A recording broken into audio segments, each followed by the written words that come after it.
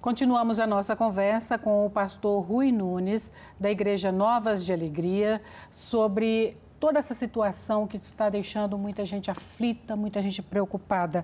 Pastor, há quem diga que o momento é verdadeiramente de uma guerra, coisa que muita gente sequer viveu até agora.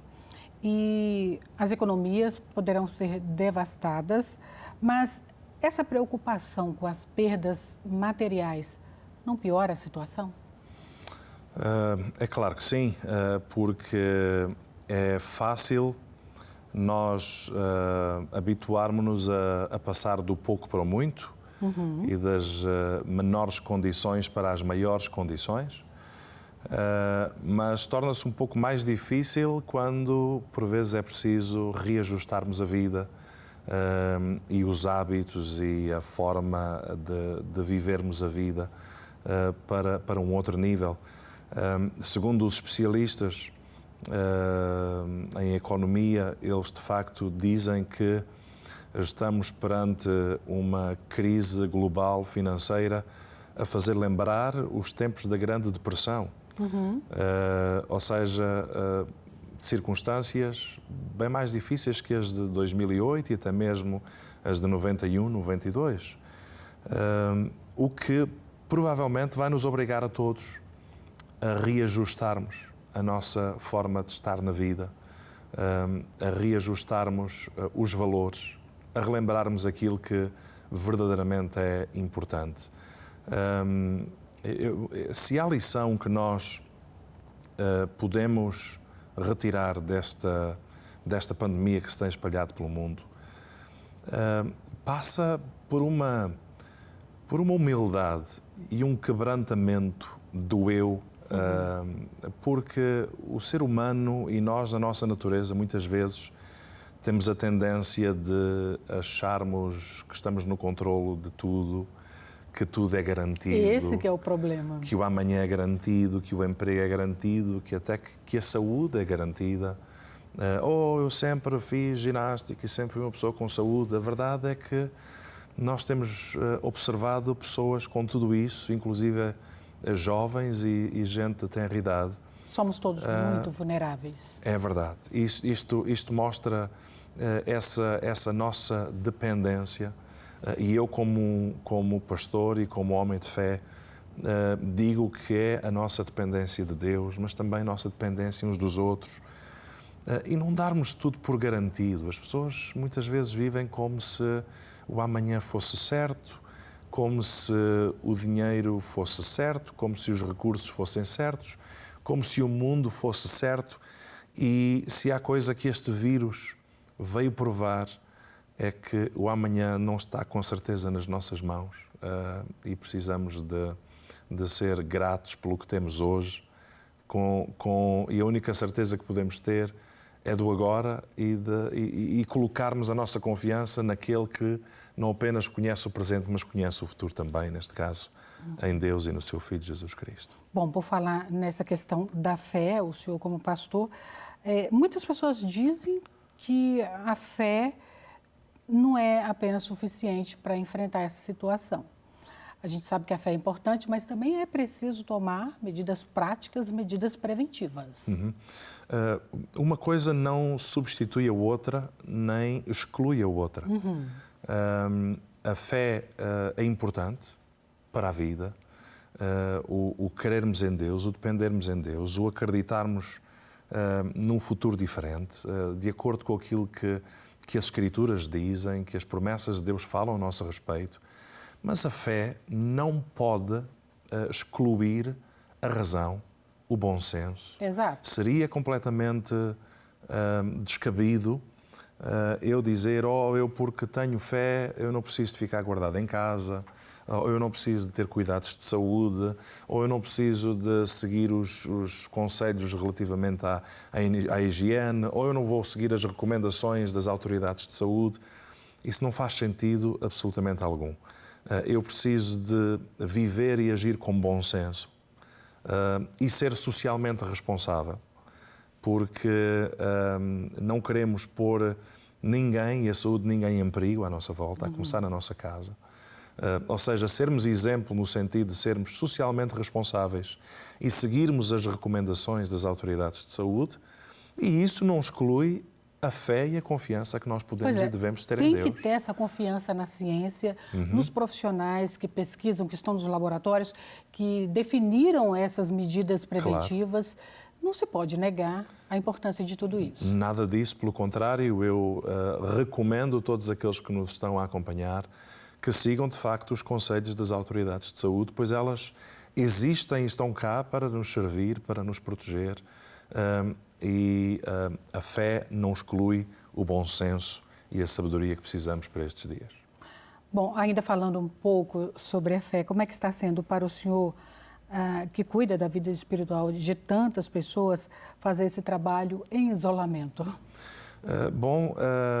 É outro desafio, mas que procuramos que este isolamento não prejudique nem influencie a necessidade das pessoas conversarem e serem ajudadas, não é?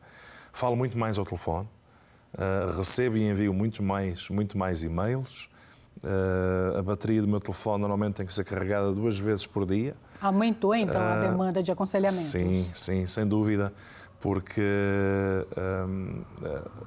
pessoas ligam preocupadas, uns porque ficaram desempregados e provavelmente vão encontrar e ter algumas dificuldades daqui a 1 semana, 2, 3, quando os poucos recursos que têm faltarem, e as pessoas ligam no meio da sua angústia, da sua preocupação, e nós também ligamos para as pessoas para saber se elas estão bem, se porventura existe alguma pessoa de idade que precisa que lhe levemos algumas compras a casa com alguns bens essenciais, ou se alguém está a precisar de outro tipo de ajuda.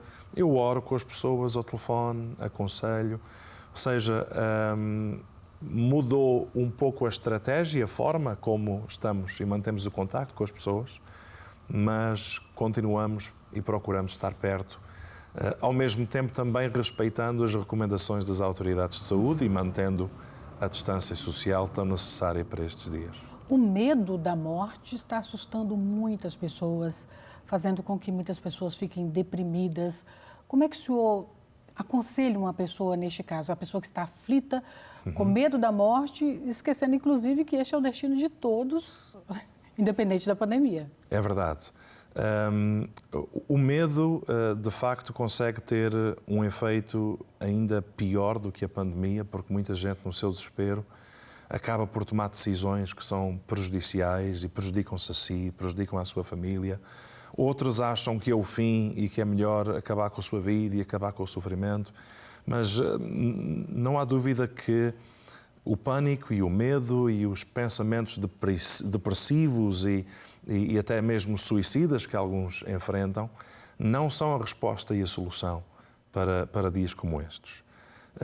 Em Jesus nós encontramos paz para os dias de dificuldade.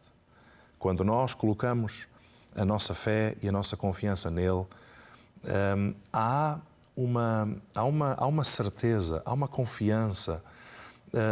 Lembramo-nos das palavras que Jesus nos deixou quando, por exemplo, ele dizia aos discípulos, recordando-os e lembrando-os que eles iriam passar por tempos difíceis. Jesus, ele disse: deixo-vos a paz, a minha paz vos dou, não vos la dou como o mundo a dá.